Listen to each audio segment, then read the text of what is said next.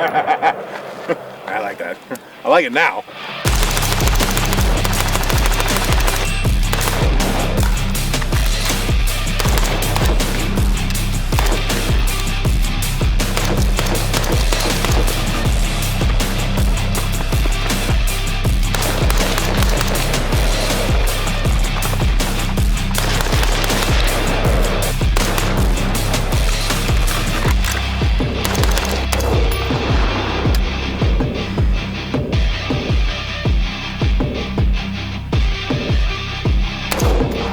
Sometimes to make something right, or the way that you think it should be, you are forced to change or rebuild things yourself. Some of you may remember this Griffin armament rifle that gave me a few problems about a year ago. It showed some pretty bad symptoms of overgassing, and it was having a few issues cycling all around. These included stovepipes, very aggressive ejection, whether it was suppressed or unsuppressed, and at times the bolt was traveling so hard and so violently that it would fail to pick up the next round because the bolt was moving faster than the magazine follower could come up to feed the next round. So I guess you could say that was true violence of action taking place out there, right? But it was right about the time I was having some problems with this rifle that I was actually planning a trip to go to School of the American Rifle and take an AR Armors class with Chad that owns Sotar over there, as it's known. And having been to Sotar now, I can flat out tell you that was one of the best armors courses I have ever been to in my experience in the military or law enforcement, and it was just such a good time, and it was packed with information. Even though I've gone through multiple armors courses, it was still like drinking through a fire hose going to his class, but he just made it a ton of fun. So I took this Griffin Mark II right here, and besides the gas issue, there are a couple of things I really wanted to get on this thing when I went out to retest it. The first of which is going to be that beautiful rail on there, because the original one was friction fit only, and then this nice new QD Mark II optic mount from Midwest Industries. So between that new Combat HD rail and this optic mount and then the gassing issue, I can tell you this thing is so much better now with everything that is done to it. And the whole reason I took this rifle and wanted to get it all set up is because I wanted to make this 14.5 like a Recce Plus kind of thing, like a do-it-all from up close and personal out to max effective range of 5.56, and then take it into the fun zone like at 1,000 yards, right? Because that's possible with 5.56, 77 grains if you do it right.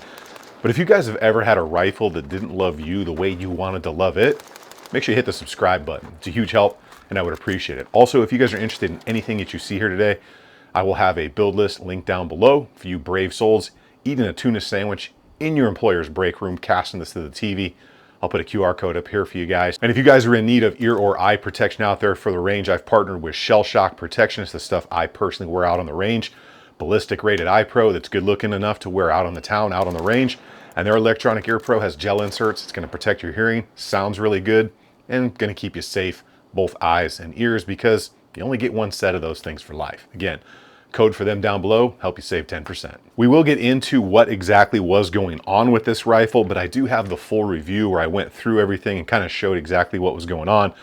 But I really want to focus on what I did to this rifle, and of course, why I chose that new Mark II QD mount and that new Combat HD rail on there from Midwest Industries. I've used Midwest Industries stuff over the years since I was probably in my early 20s. But this rail, it literally checks all the boxes a modern rail should. It's got M-LOK everywhere you're going to need it in 7 positions, and then it's got M-LOK in the 3 main clock positions all the way down the rail. The top is going to be all pick rail, and all the pick rail on here is fully marked, and it also has a relief cut down the center, so you get a nice place to kind of route and hide your wires. So the rest of that rail is going to have a ton of really nice, not only texture, but also venting, which is extremely important. And the venting on this rail is done right. It is large enough to make a good vent without being so large that when you get this thing hot, you stick your finger in a big vent hole and burn it on the barrel. It does come with one piece of M-LOK attachable pick rail that you can put anywhere on it. It has anti-rotation tabs built into the rail that interface with the upper receiver. The barrel nut is 4140 steel, and it's extended to help with the rigidity of the rail. All of the hardware here all around is steel. The barrel nut, everything that makes contact with the barrel nut, and the fasteners that secure the rail to the barrel nut are steel on steel, not steel into aluminum. That's very important because Some companies cheap out on that. It also has built-in steel QD points for slings, which many companies skip out on as well. And this 13 5-inch version comes in at a weight of 18 ounces, which is not bad overall. Now this thing is just a looker. It fits really nice. It gives a very solid feeling when you're holding onto it, and it's going to do everything you could expect out of a modern rail, coming in right at 240 galactic notes. And if you guys want the full specs on that rail, I'm just going to roll them through the screen here so you can pause and read those if you are interested. But it just has everything you want, and it's going to not rotate on you. So the big reason I changed to this rail is because the one that came on the Griffin rifle had no anti-rotation at all built into it. And I've had rails like that in the past when I was shooting, wondering why things were way off zero, is because friction fit rails suck. You need some form of anti-rotation to minimize any deviation of whether it's an iron sight, a laser, whatever it is you're putting on the front of your rifle. It needs to be extremely solid, and it needs to maintain zero with minimal shift under extreme conditions. Moving on to that Mark II QD scope mount right there. So they've got these in 30, 34 millimeter. They've got them in a 155 and I think a 193 height, but I love QD mounts when it comes to optics like this because I'm always changing and testing different things. So it makes my life easier. So that may not affect you, but me personally, when I can get a QD mount on something, I tend to kind of gravitate that way depending on the purpose of that rifle and the optic that's on it, because get the dog coming in the room. Hey, no. Another cool thing about this mount is that it's pretty much future-proof. So you can get different top rings for it, which are going to allow you to put a dive board on it for, say, a rangefinder. You can also get them for different red dot optics mounts on the top. So you can upgrade through time should you want to move into a 12 o'clock mounted system. And these things use really good fasteners, not those crappy little T10 or T15s. These are T25s, which me personally, I think all optic mounts should have, rather than those smaller fasteners. Again, it comes in at 155, 193, and a 30 and a 34 millimeter tube size. So it's going to cover most of your optics out there. And again, if you guys are interested in the full specs, I will roll those through up here on the screen. But hands down, not only is this optic mount going to be extremely durable, it's going to be very easy to put on and take off, but also you're going to have the ability to mount red dots, stuff on a dive board, whatever it is you want. It's going to be future-proof again, like I said. And when it comes to that mount, you're going to be coming in, depending on the size and height, right around like 190 to like 235 galactic notes. So what exactly did we do to this rifle at Sotar, and did it fix the issue? So if you're not aware, you haven't seen the original video, the gas port up front here was drilled 0.085 on a mid-length 14.5 barrel, which is a massive gas port for that barrel. And then it had some form of like super heavy delayed buffer system in it. And ultimately it just wasn't working. I did send it back, it came back to me, and I still didn't feel that it was right. So while I was at Sotar, we took off the pin welded muzzle device, drilled that out, and put on a, I believe it was Yankee Hill Machine restricted gas block. So the gas block itself was drilled at 0.65. So we took a 0.75 drill bit and drilled that port just a little bit larger, and then we went ahead and put that on here because 0.75 is where a lot of companies say that a mid-length 14.5 is very well balanced and all around. So depending on whether you're running suppressed, unsuppressed, the type of ammunition you're running, usually a carbine spring, carbine buffer, or an H buffer and carbine spring are going to perform very well with a mid-length at 0.75. So that is where we took that. Also, while we were there, we were learning, having a good time, doing a little bit of practice on some things. We went ahead and deburred and polished the feed ramps here and the chamber bore area, right? So we did deburring everywhere in there on those feed ramps to make sure that the brass was going to not get damaged as it was feeding or extracting. Also to ensure that there was no hang-ups, so the projectile is not going to get pushed back into the brass, which could up your chamber pressures, change your trajectory, change your dope on your rifle, since we're going to be using this thing for distance.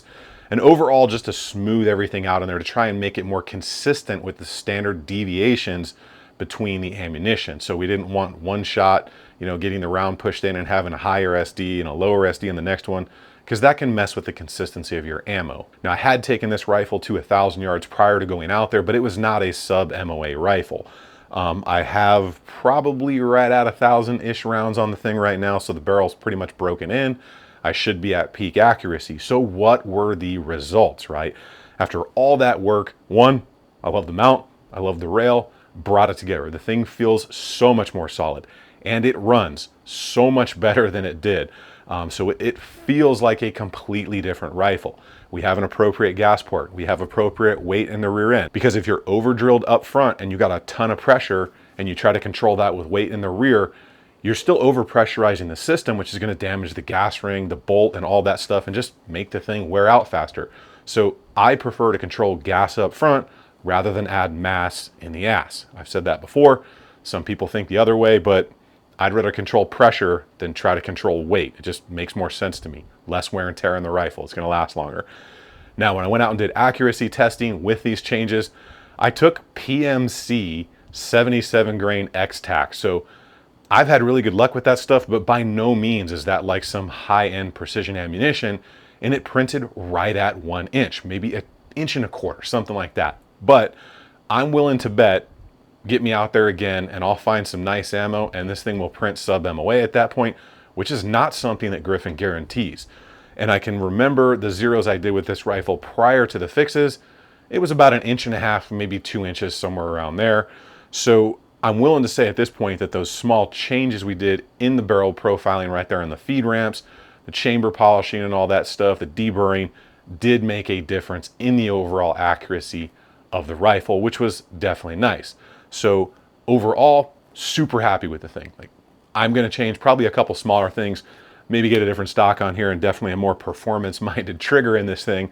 But overall, I am extremely happy with the rail, the mount, pretty much everything that this thing is set up as. And of course, now that we've fixed the gassing issue, the thing is just running perfectly. So sometimes if you want to make things the way you want them or to make them perfectly right for you, you've just got to do it yourself. Make sure you guys do get subscribed to the channel. If you have any questions about any of the parts here, you can ask down below in the comments, or if you're having issues with your rifle, I'll try to get those answered for you. And of course, let me know what your thoughts are on everything that we did to this thing. Keep doing it out on the range. Remember, if you guys stay ready, you ain't got to get ready.